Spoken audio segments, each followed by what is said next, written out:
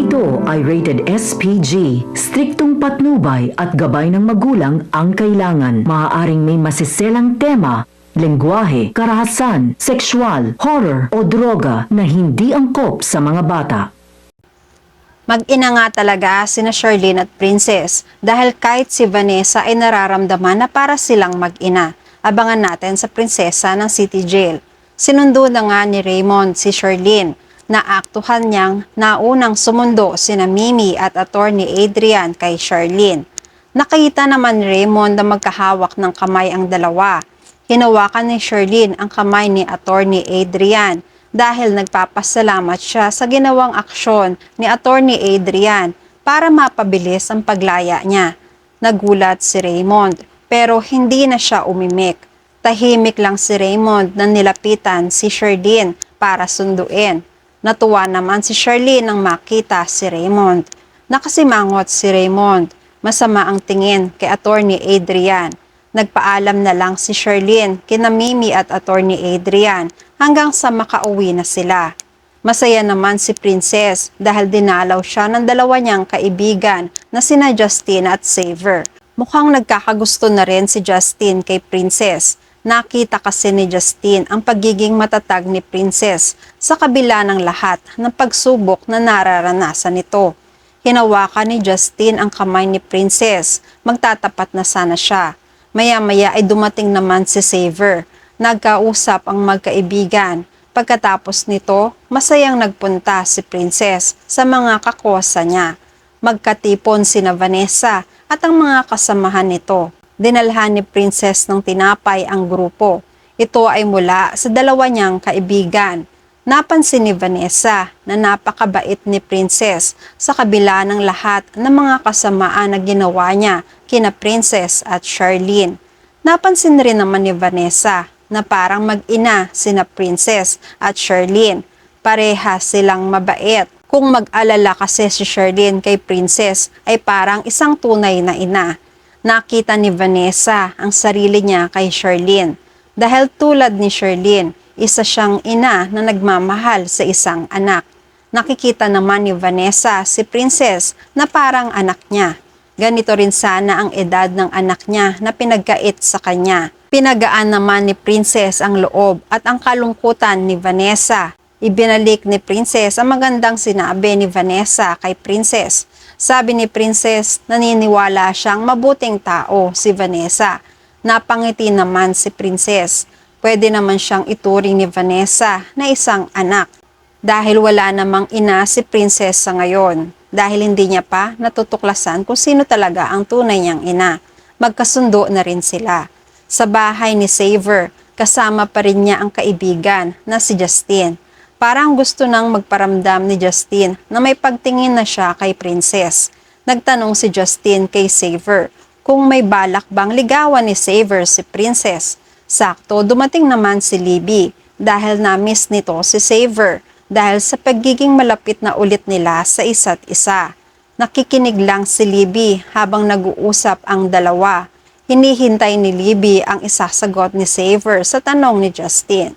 Sabi ni Xavier, magkaibigan sila ni Princess pero aaminin niya na napakahalaga ni Princess sa buhay niya.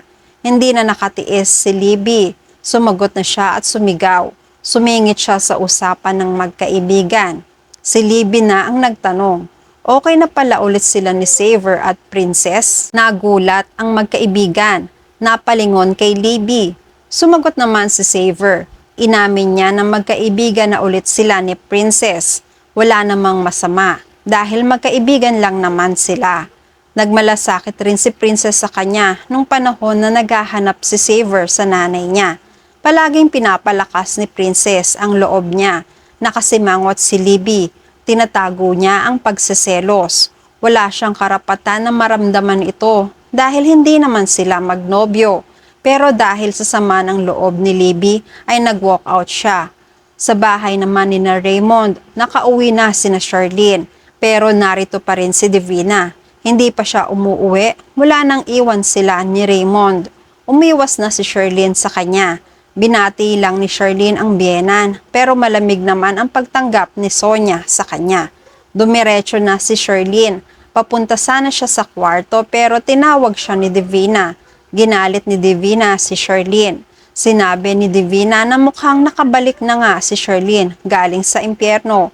Alam ni Charlene na nang-aasar si Divina. Hindi naman siya nagpasindak dito. Matapang na sumagot si Charlene. Sabi niya, nakabalik na nga siya sa buhay ng kanyang pamilya at sa loob ng pamamahay nila. Tumutol si Divina dahil pamamahay rin ito ni Sonia na kaibigan niya. Nagbanta si Charlene. Hinawakan niya ang braso ni Divina. Sabi niya, hindi lang gulo ang dala niya, kundi bagyo. Kaya, wag sana namang masalanta si Divina sa dala niyang hagupit. Nainis naman si Divina. Maya-maya ay dumating na si Raymond at inawat sila. Umirap si Charlene kay Divina. Nagpunta na siya sa kwarto niya para makapagbihis at makapagpahinga. Sa kabilang banda, napag-usapan ng magkaibigang Justin at Xavier kung paano matutulungan si Princess, kung paano nila mapapalabas ang katotohanan na walang kinalaman si Princess sa binibintang ni Libby sa kanya. Kagaya ni Xavier, naaawa na rin si Justin kay Princess dahil sa bigat ng mga pagsubok na dinadala nito.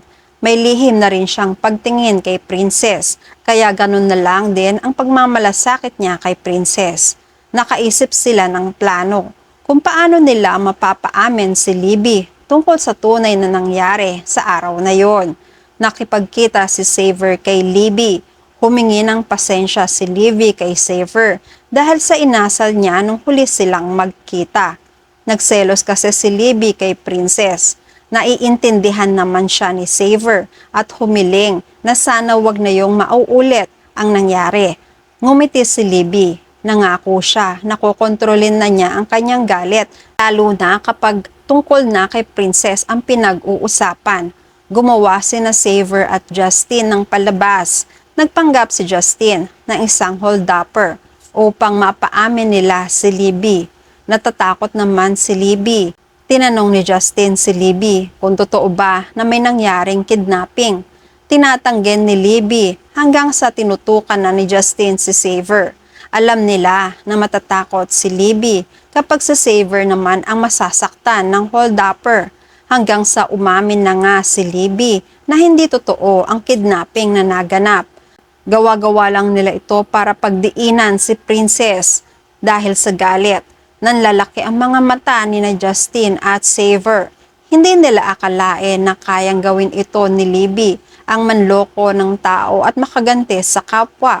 Nagalit si Xavier kay Libby. Halos kamuhian niya si Libby. Panay naman ang hingi ng tawad ni Libby. Pag-usapan na lang nila ito pagkatapos dahil natatakot na siya sa hold-upper. Maya-maya ay inalis na rin ni Justin ang takip sa mukha niya. Pinakilala niya na ang kanyang sarili. Nagulat si Libby dahil isa rin naman palang palabas ang ginawa ni na Xavier at Justin. Sobrang nahuli na at nabuking si Libby sa kasinungalingan niya. Hindi na siya makatanggi pa. At yan ang mga pakakaabangan natin sa Prinsesa ng City Jail. Please like this video and please subscribe to my channel. At magkita-kita po muli tayo sa mga susunod pang episodes.